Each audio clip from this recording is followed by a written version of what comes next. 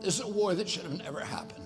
It's a war the Russians tried repeatedly to settle on terms that were very, very beneficial to Ukraine and us. The major thing they wanted was for us to keep NATO out of the Ukraine. The big military contractors want to add new countries to NATO all the time. Why?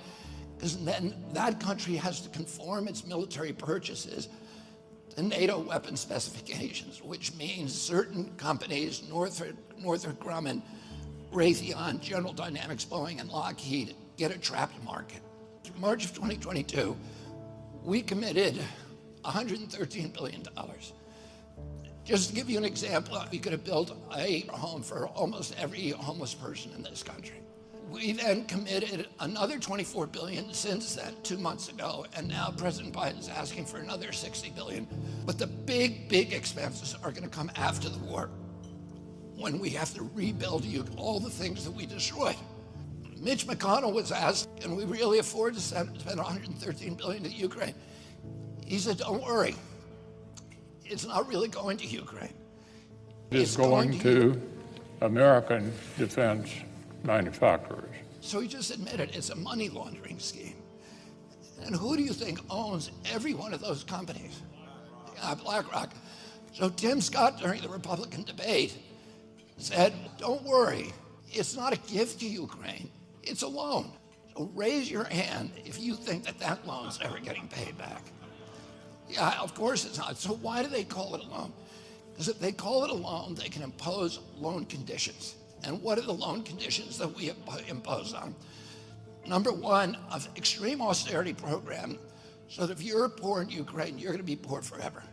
Number two, most important, Ukraine has to put all of its government-owned assets up for sale to multinational corporations, including all of its agricultural land, the biggest single asset in Europe. In Ukraine, there's been 1,000 years of war fought over that land. It's the richest farmland in the world. It's the breadbasket of Europe. 500,000 kids almost, Ukrainian kids, have died to keep that land as part of Ukraine. They almost certainly didn't know about this loan condition. They've already sold 30% of it.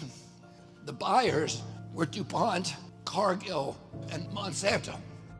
Who do you think owns all of those companies? Yeah, BlackRock. And then in December, President Biden gave out the contract to rebuild Ukraine. And who do you think got that contract? BlackRock. So they're doing this right in front of us. They don't even care that we know anymore, because they know that they can get away with it. And how do they know that? Because they have a strategy. And that strategy is an old strategy, which is they keep us at war with each other. They keep us hating on each other. They keep the Republicans and Democrats fighting each other, black against white, and all these divisions that they sow.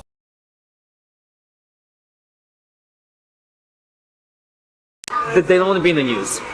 All of these financial institutions, they buy politicians. You can take this big ton of money, and then you can start to work for a company called, let me tell you, it's not Druk who's the president. It's who's controlling the wallet. So it's and who's that? The hedge funds, BlackRock, the banks. These guys want campaign financing. Yep, you can buy. Do you have any thoughts on the Ukraine-Russia war? Yeah, I mean, I do have thoughts. What are they? Ukraine is good for business. You know that, right? I'll give an example. Russia blows up Ukraine's grain silos. Price of wheat's gonna go mad up. Ukrainian economy is tied very largely to the wheat market, global wheat market. Prices of bread, literally everything it goes up and down. This is fantastic if you're trading.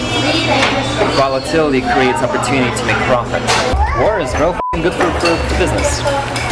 It's exciting when goes wrong, right? BlackRock manages 20 trillion. It's incomprehensible numbers.